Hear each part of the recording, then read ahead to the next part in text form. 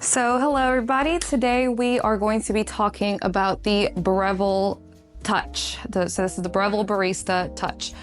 They do have the Pro version, which just the only difference is that it doesn't have the touch screen.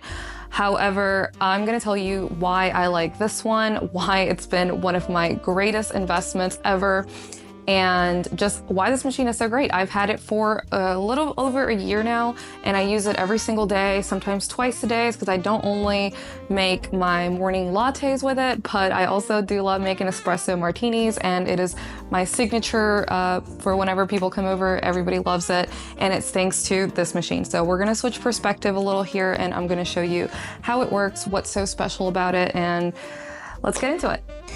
All right. Here we are. I'm gonna try to keep this as brief as possible. Obviously, in a short video, I'm not gonna be able to show you all of the amazing features that this machine has, but I wanna talk about the main ones and have you pull a shot with me so that I can show you how it works. This is a type of machine that you can just kind of grind it, make your best guess, throw it in, it's gonna pull a shot. But I highly recommend to do some research on how to dial in your espresso beans for the best possible tasting shot, and it's not too difficult. I also recommend getting one of these scales. I got this one off Amazon as well. They're very inexpensive, and it will be your best friend in dialing in every time you get new beans so that you can get the best shot. So we're gonna put this away and moving on. So here is our grinder. I have some already in there, and we're gonna turn this on here. All right, so one thing that surprises me about this machine is how it gets the hot water so fast, because the thing about this is it doesn't just brew. You can get hot water on demand for teas or whatever else you need to use it for, and it's literally instant. So I have no idea how that happens. If somebody knows the logistics of that, let me know, because it is really cool. So this is the portafilter that the machine comes with.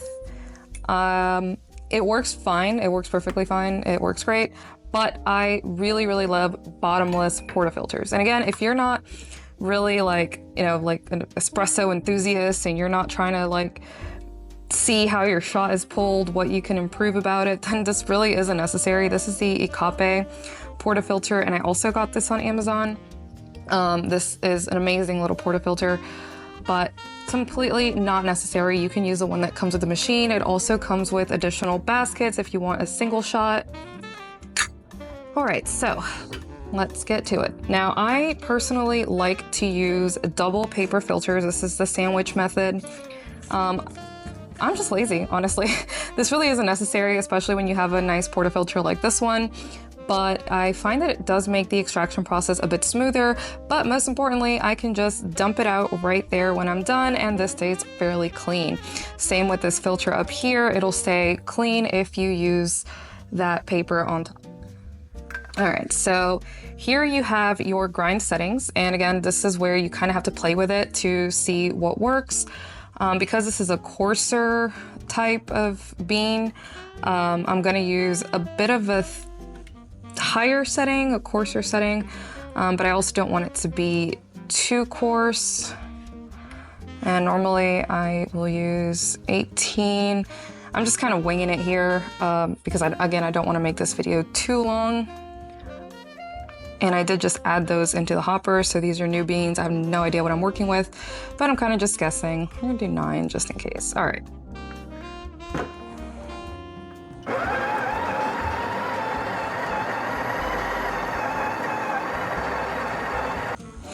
All right, and there it is. I did also forget to mention this is the dosing funnel.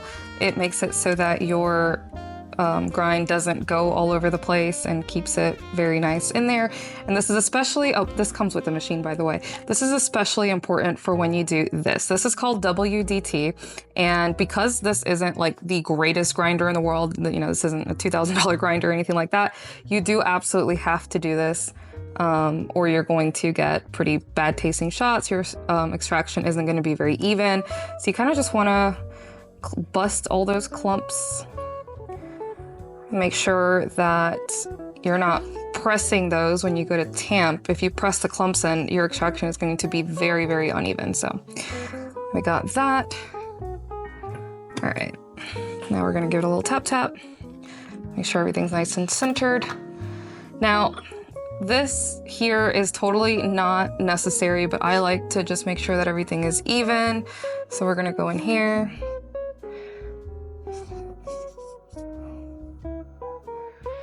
All right, there you go, nice even surface for the tamp. Now, I do want to add that this machine does come with a tamper and you can store it right there. So it's nice, space saving. This is totally fine, totally usable, but I like the spring-loaded tampers. That I got this one on Amazon as well, because they just give you a very, very consistent tamp every time. There you go. And like I said, I like to do a paper filter on top as well.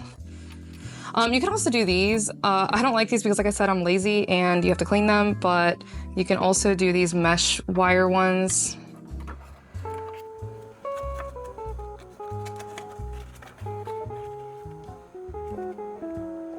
All right, now we're gonna go and lock that in there.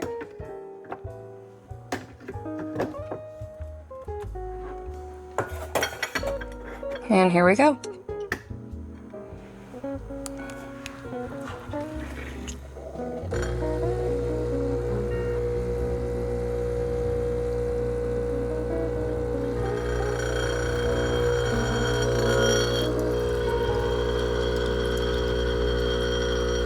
Okay, so I think I did pretty well on my guess. With the dial in, it's pulling pretty nicely.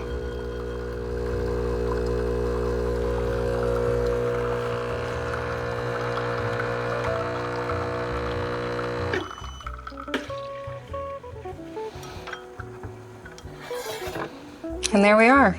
All right, so now we can do the milk, and this is one of my favorite features about this machine that the other Breville Barista machines don't have, and that is automatic frothing. This feature alone, the automatic frothing, makes me pick this machine every time over all of the others. This saves so much time when you're in a hurry in the morning. You just set it and forget it.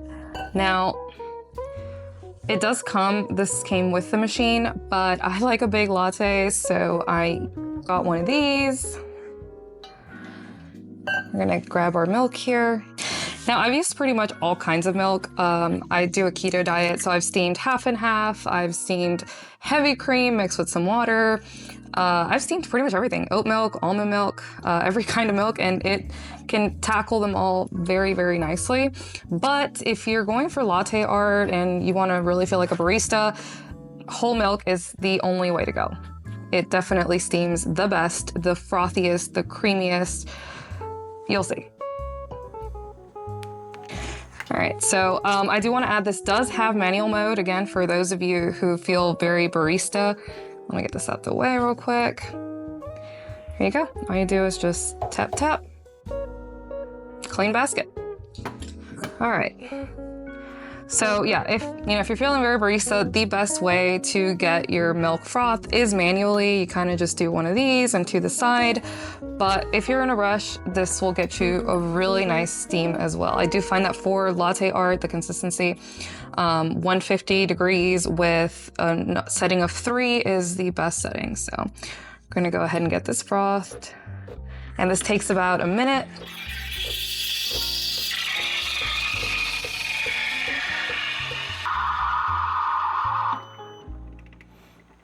All right. So once that's done, I like to give this a nice wipe. And then it will clean itself. Super easy, super convenient, super quick. And look at this beautifully frothed milk. You can also kind of swirl it around a little bit and do a little tap tap to get rid of the air bubbles. Look at that, absolutely gorgeous. All right. Now, I'm not a pro, I'm not a barista here. And latte art is honestly a lot harder than it looks, folks, but let me just give it my best try here.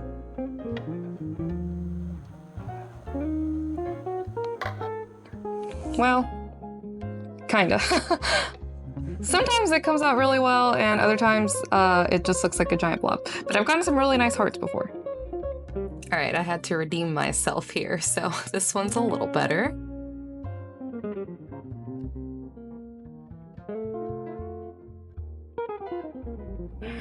And here we are. As far as maintenance goes, this is a really low maintenance machine. I kind of just replaced that filter that's back here, and also I wanted to show you how this works. So this is the water tank. It is very, very large, so I really only have to refill it every maybe week or so, and this is with using the machine every single day. I did also get this mat here for the top of the machine so that I could put stuff on top of it and it won't damage it. Got this on Amazon as well. And then one thing you will have to do every so often is pop one of these pills into your portafilter, and they give you the tool to do it. I'm not sure where that went right now, but and then just filter through, and that will clean your filter right here. However, if you're like me and you use the paper filters, then you have to do that significantly less often, if at all. So, final thoughts. If you are like me and you just like doing your coffee at home and it is having one that is 10 times better than Starbucks, this machine is 10 out of 10. You're going to absolutely love it. It is low maintenance, low effort, and you'll get what you put into it. I did a lot of research to make sure that I dialed in my beans, to keep it clean, to keep it well maintained. It's been a year. I've had absolutely zero issues with this machine, and it's done me perfectly fine. In fact, it's actually, this has to be some of the best money I've ever spent. And I did get it on sale, but I would gladly pay full price for another one because I was going to Starbucks almost every single day, and this machine has saved me thousands. It literally paid for itself in about 2 months. So I absolutely love it. You're gonna run into, especially if you like start doing your research on this and you run into the coffee snobs on Reddit or anything like that. Even in this review section, you're going to see people that are saying the grinder isn't good enough, the machine doesn't heat up as much as they want it, yada yada. But if you're like me and all you care about is just getting a nice, quick latte in the morning that tastes better than Starbucks and saves you money, this is more than just fine. If you don't have the $5,000 to $10,000 that it takes to really run a good grinder, a good coffee setup, a good espresso setup, and you're not a coffee snob and you don't care to get into all that, this machine is absolutely perfect for the average at-home coffee maker, and I can't recommend it enough. Happy caffeination.